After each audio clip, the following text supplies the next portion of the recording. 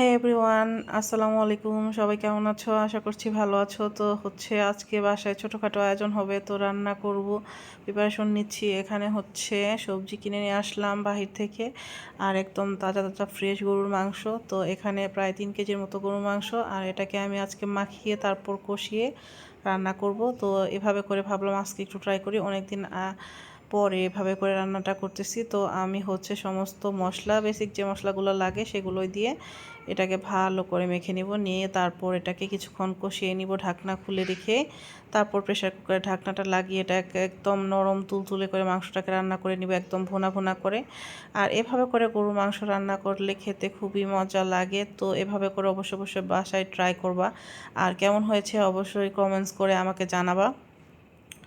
তো এই আমি মাংসটাকে ভালো করে কষিয়ে নিচ্ছি, একদম ভালো করে কষিয়ে নিয়ে এটা একটু সময় লাগবে, 10-15-20 মিনিটের মতো সময় লাগবে। দেখতে পাচ্ছ আমার গরুর মাংস রান্না কমপ্লিট।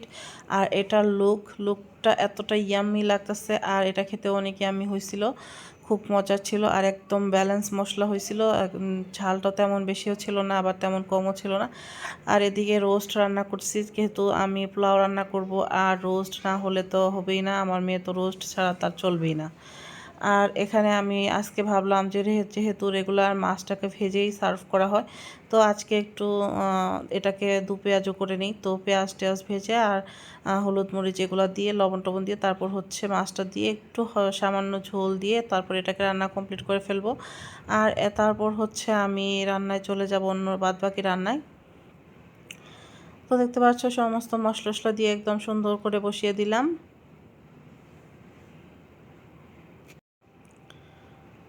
আর তোমরা আমার ভিডিওগুলো ফ্রেন্ডস অ্যান্ড ফ্যামিলির সঙ্গে বেশি বেশি শেয়ার দিবা, তোমরা আমাকে বেশি বেশি শেয়ার দিচ্ছ না। আর আমি ভাবলাম এটা হতে থাক, পাশাপাশি আমি একটু সালাদ রেডি করে রাখি। আর যেহেতু আমি সবসময় রান্না করতে গেলে একটু বাড়িয়ে রান্না করি, কারণ আমার মেয়ে ও পোলাও রোস্টটা খুব পছন্দ করে। তো ওর জন্য আমি চিন্তা করি যে থেকে গেলে ওকে ফ্রিজে রেখে দেবো নর্মালে, তারপর ওকে আমি যে কোনো সময় বের করে একটু গরম করে দিয়ে দিব। তো এভাবে করে আমি একটু বাড়িয়ে রান্না করি। তো এখানে আমি পোলাও চালটা খুব ভালোভাবে কষিয়ে নিচ্ছিলাম।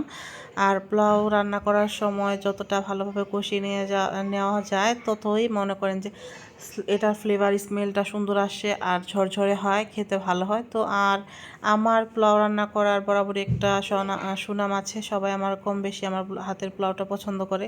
তো এখানে পোলাও রান্না করতেছি, আর এদিকে গেস্ট যেহেতু আছে, আর তাদের জন্য একটু